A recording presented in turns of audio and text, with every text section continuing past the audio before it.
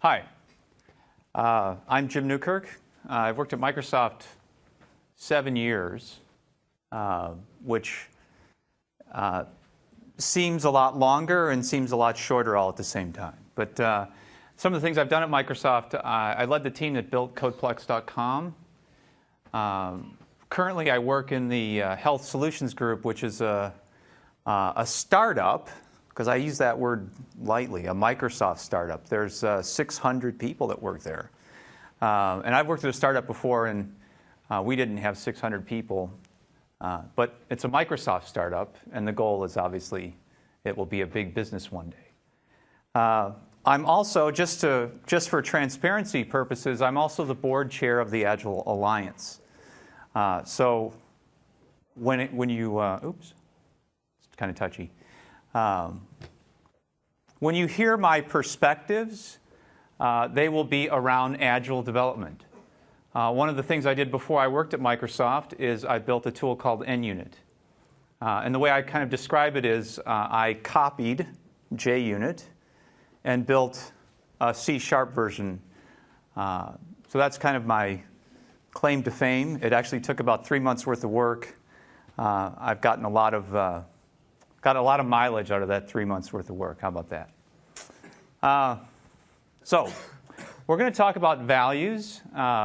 This is not a preachy talk, so just to be clear.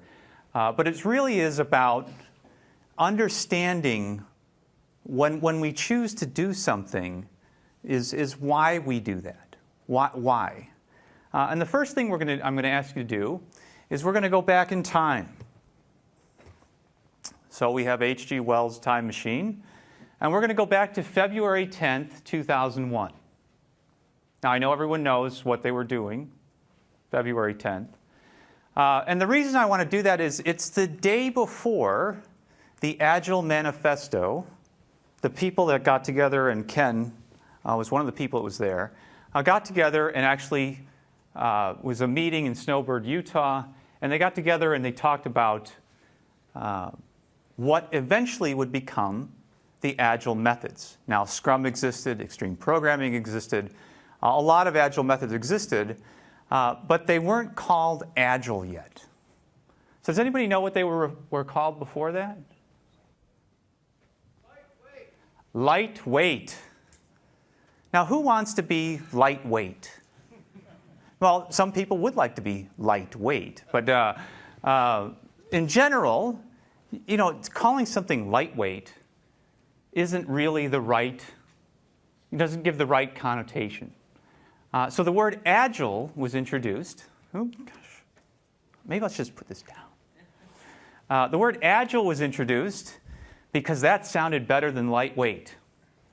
And the reason I want to go back to this date is I would like to change that. Why?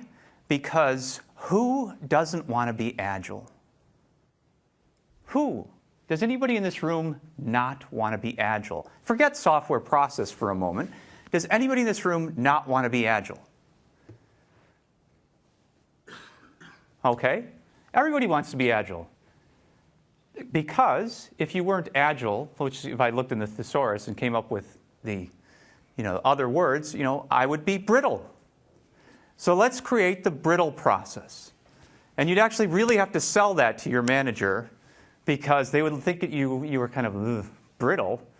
Or let's say instead of the Agile Alliance, I was the board chair of the Rigid Alliance. Okay? Nobody wants these things. But everybody likes Agile. The word Agile, the word is great. The problem that I run into is since everybody wants to be Agile, because of the word, they don't really understand why they want to be Agile. So that's why I kind of get in these discussions about values, because the values that you use and kind of expose in your process are really the things that you need to understand, whether they're Agile or not. So let's look at a different example. We're going to come back now. What is this steering wheel position referred to as? 10 and 2. 10 and 2. What is this for? why, you'll hear me say this a lot in the next 15 or 20 minutes. Why do this? Agility. I want my car to be agile. I heard somebody say it over here. Say it again, sorry. React quickly. Control, I heard. These are the reasons why you would do this. Now, how many of you know that this is wrong? And why is it wrong? Airbags. Because, as I drive along at 10 and 2, and the airbag explodes in my face, my arms go like this, and that's probably not so good. Now, in kind of looking for the talk, I saw people say, well, if you had your hands at 10 and 2, you wouldn't have been in the accident. So, hard to say if that's the right thing. But, clearly, I think about, other positions that my hands could be at the steering wheel. There's this one. That might be bad. Okay, I might lose an arm in that scenario. But it all kind of depends. And the reason why you do this, now in driver's ed, we were taught this. Okay, well, but no one ever said it's because it's much easier to kind of steer the steering wheel like this. It's like, no, teach the practice and not care about what the value is. So the value is that we want to control the vehicle. That is what we are after. We're looking for the best way to kind of control the vehicle. The practices, on the other hand, vary depending on the context. So the context here is if I have a car that doesn't have airbags, I should do 10 and 2. If I have a car that has has airbags, I should do 9 and 3 actually. If something else happens, since I understand what the value is, I can then apply it correctly. If I don't understand what the value is, I continue along, 10 and 2, till my arms fly up in the air one day, and I go, maybe I shouldn't do that anymore. So it all depends. I saw so the true kind of thing about a consultant is you ask the consultant, and I heard this at the Agile conference in this talk called Bloody Stupid Johnson, but it was a fantastic talk. It's actually online. Ask the consultant any question you want. What's the answer? It depends. And then you say, well, depends on what? What does the consultant say? Depends on the context. Okay, what's the context? It depends. And on we go. So the key thing is to think about when you see practice, you have to understand the real reason why you do it, and you also have to understand the context in which it's being applied. If you don't have those things, you are just kind of thinking about things just as kind of rote procedure. So if I look at Kent Beck's book, Extreme Programming Explained, he talks about values. And the second point is really the most pertinent one, which is without values, practices become rote. We have a stand-up meeting every morning. What for? I don't know. We'll talk about that one in a little bit. But if I don't understand why I'm doing it, I really don't know what value is being and what value it actually has. So when I think about values, I think that values, and they're kind of in bold there, bring purpose to practice.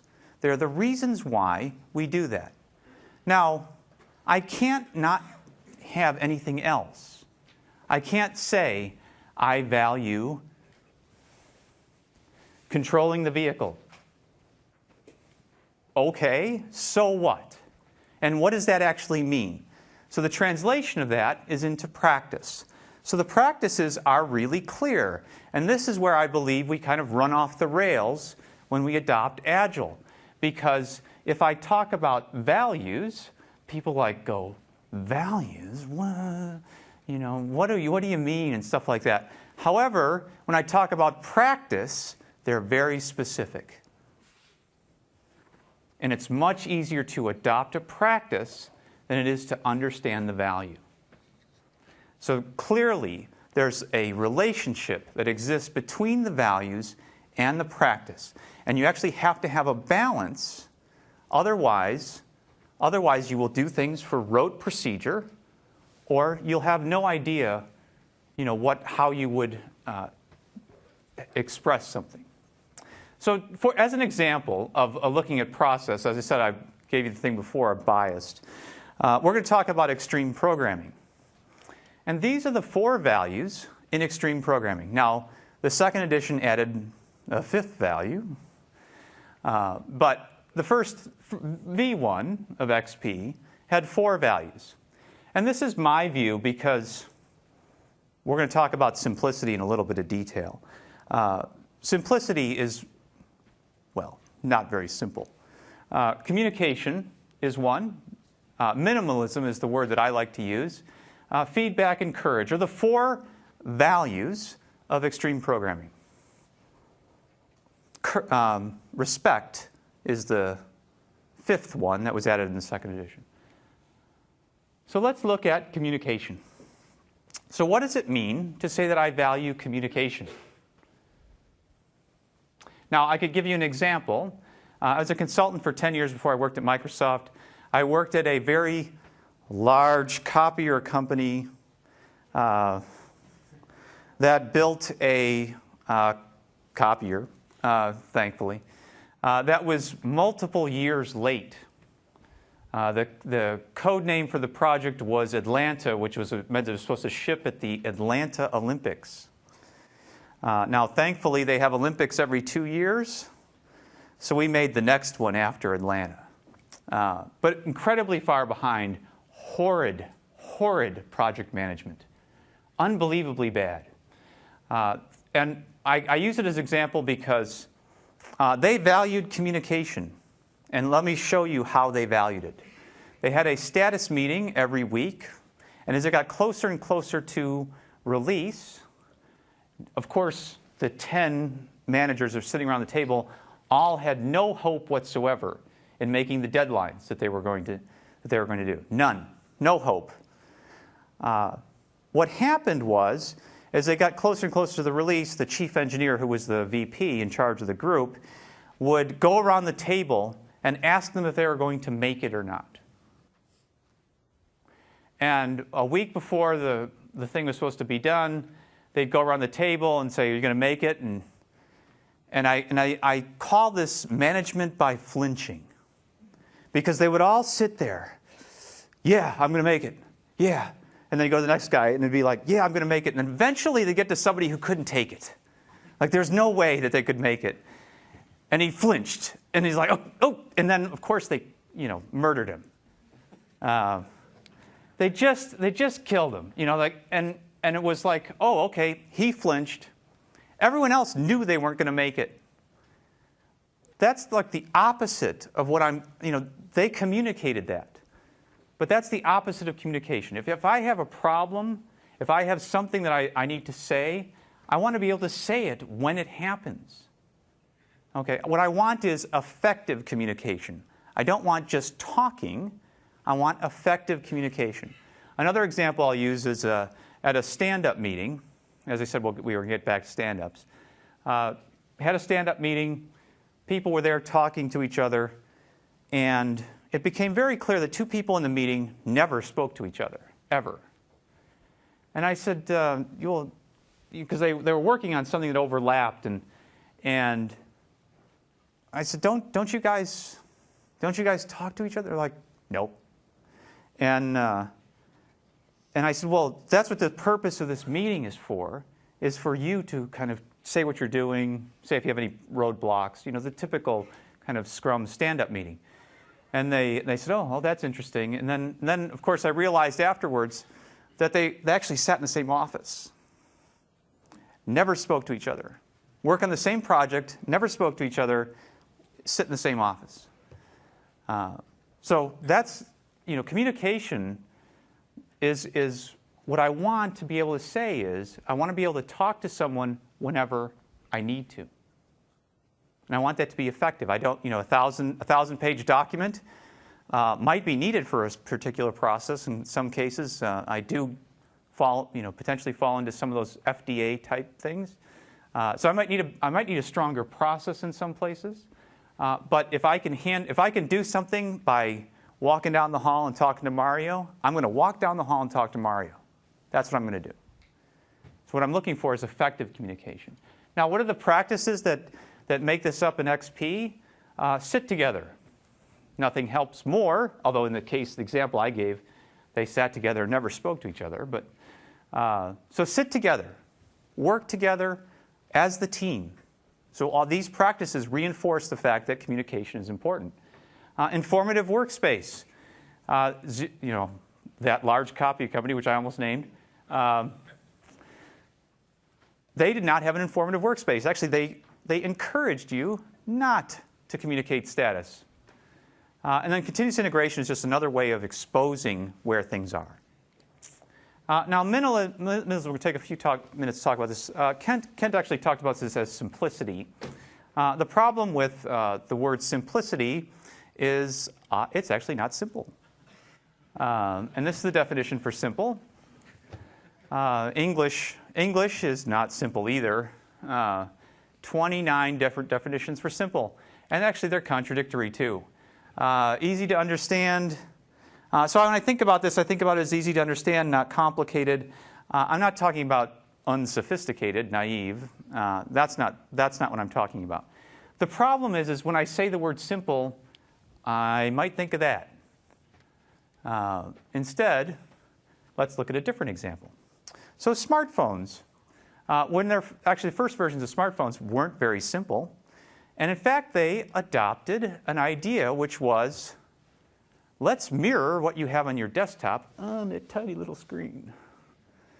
Okay? Now, this is a hard lesson that Microsoft has learned. Did not go over very well. Well, they kind of learned because they came up with that. And of course, some people at Microsoft have this already, but most of us can get it tomorrow. The key thing is just because something is familiar, which was that, does not necessarily make it simple. And there's a better metaphor. I believe, for this. And I think of it, and it came actually from architecture. And the idea is less is more. It truly is. Less is more. The less I have to do. I mean, I can look at this and think, oh, I've had 2 phone calls. I don't, or the better example is let's say maybe I'm looking at traffic. Traffic. And that was the typical example when the iPhone came out, which, I could just click an app on the iPhone, it would show me traffic.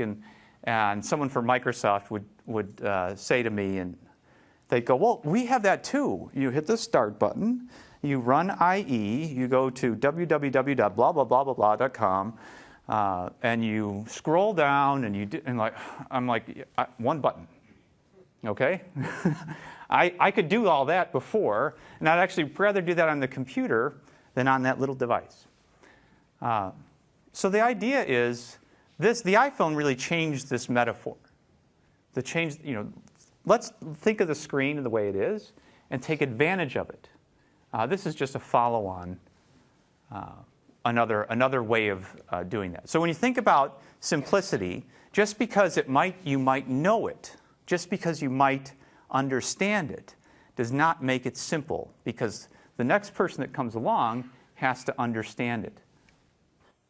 So as I said, less is more. So Mies van der Rohe, kind of pioneer modern architect, really came up with this, and he used, in other forms of art, used this idea of minimalism. And truly, I think, when I think of the value of XP, I think of minimalism as opposed to simplicity, because this is what I'm really trying to get at. Now, the XP practices that back up minimalism are incremental design, stories, and weekly cycle. Weekly cycle, truly means I deliver something every week. It doesn't mean I'm 70% done and the real cycle is a quarter from now. Because constantly I run into teams that adopt Agile, and what they're telling me is they're coming up with the Scrum boundaries or the iteration boundaries are really just milestone checks. So that's not what I'm talking about here. What I'm talking about is actually delivering something on a weekly basis. Done, and as Cameron said yesterday, done, done, done, done, done, done, really done, whatever.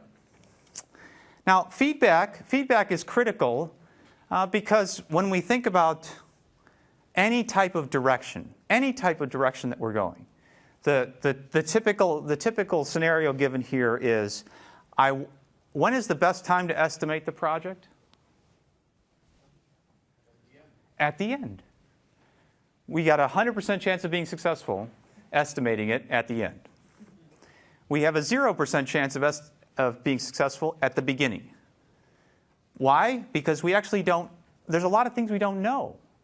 And as we learn, as we understand, as we gather more information, if I'm open to feedback, if I'm open to changes in direction, I can then use that feedback to really guide me along the way. And that's what so the value of having feedback is not that I have a website that people can submit bugs to. That's not what that means. What it means is, from the perspective of I am going to let the future drive my ideas of where I'm actually going to go. And over time, I will let that, I will get closer and closer. And what I will get is a solution that is a lot better than if I had just stood back at the beginning, imagined that I could predict the future 3 years in advance, and delivered without any feedback. Now, the practice is there. Test-first programming, we won't spend a lot of time on that. Incremental design, 10-minute build. Now, granted, there are systems that cannot be built in 10 minutes. It does not mean that you should not do this.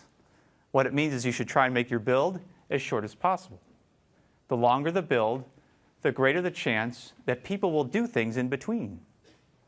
If I can make the build very, very short, then you'll do it.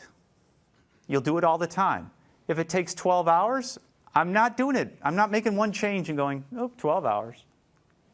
Another change, 12 hours. Not going to do that. So the goal is make it as short as possible because I want to stay in the context of what I'm working on. So the last one is courage.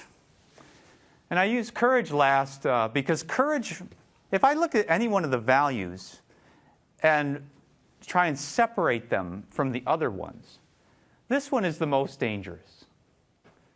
Because if I just say courage alone, how many of us, how many people are software developers? Okay, I would venture a guess that almost all of us have been presented with a challenge, a time challenge at one point in time. We need to get this done by this date. No clue about whether we could actually get it done or not, or that didn't matter. We need to get done by that date. So it took courage to say yes. And what was the penalty? I've been a programmer for 25 years now, which is 150 dog years or programmer years, because I think I've been working 100-hour weeks forever.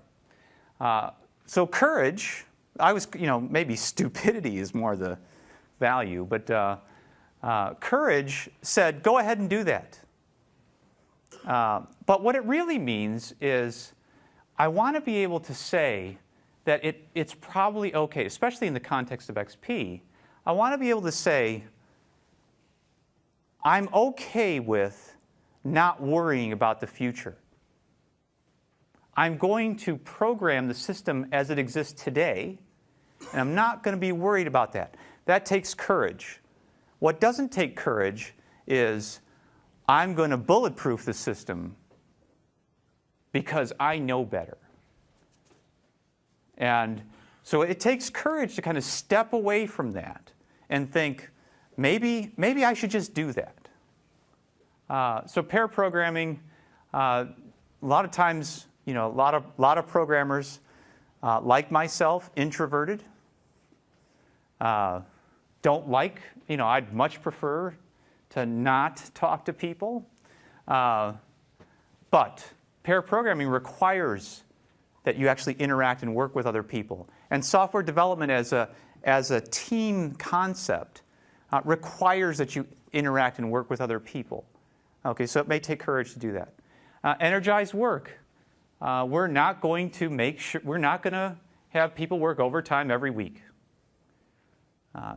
No, I have run into no one, and the reason why, this used to be called 40-hour work week. And then the people in, I believe it's France, said, we have a 35-hour work week. Does that mean we have to work more? It's like, no. It just means that you work at a pace that is sustainable. For some people, that's 40 hours. For some people, it's 20. For some people, it's 80.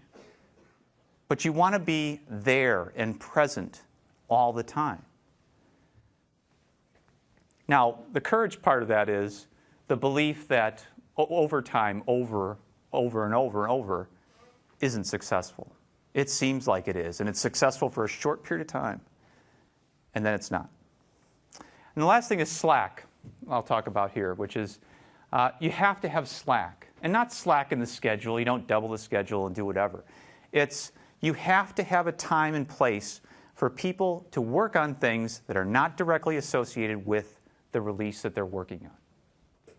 One of the things that was mentioned here, and I don't know, did you use the SVN bridge stuff in?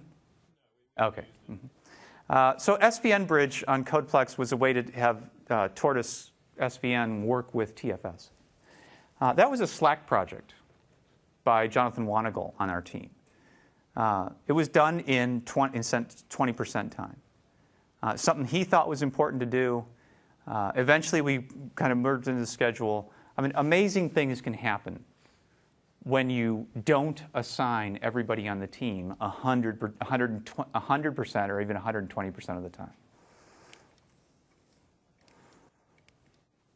So what can you do? I mean, I've blabbered on here for 25 minutes. What can you do? I always like to think of things as, what would I do Monday? I spent the whole week here. What would I do on Monday? So I would say that you should describe the values of your software process. It doesn't have to be XP, because every software process has values. I would outline what the practices are, and then I would try and correlate them together and say, I do this practice to support this value. And then I'll use a little courage, which is, I think you should delete practices that you don't think add value. And you should be able to stand up for that and say, this is what we're going to do. And subsequently, I say delete because we tend to always do more than what we really need. And one of the things I think about Agile is a bias towards the smallest process that could actually work. So as I said earlier, values bring purpose to practice, and practices bring accountability to values. And the key message here is you actually get the behavior that you value.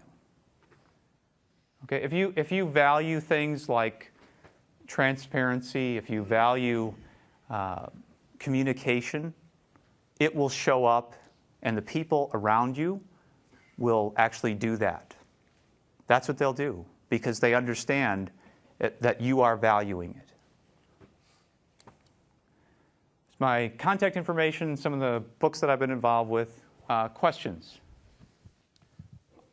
We actually can take a break where you can take some, or I could probably do a couple right now. There is going to be ice cream out there. There is actually ice cream.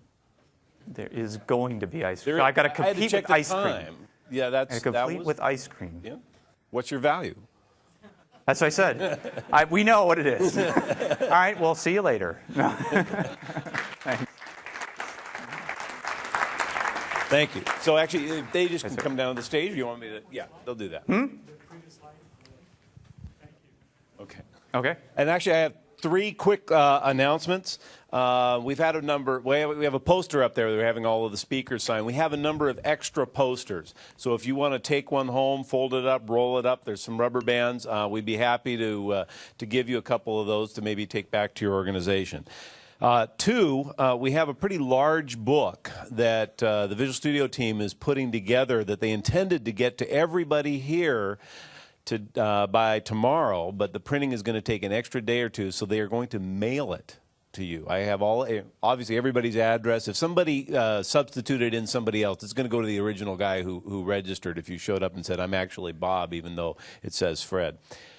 Okay, and this will go out, I'm assuming, in the next week or so. I have 1 copy here. It's loosely bound in a folder, and it has a clip on the bottom to keep it falling apart. It's not literally bound. I'll put it at the front desk, and as you get a moment, you might take a turn to, just leaf through it and see what it is. And the last one is for the PSM and PSD trainers.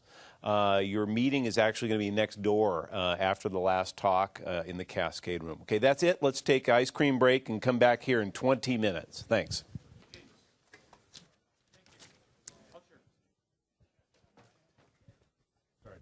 That's all right.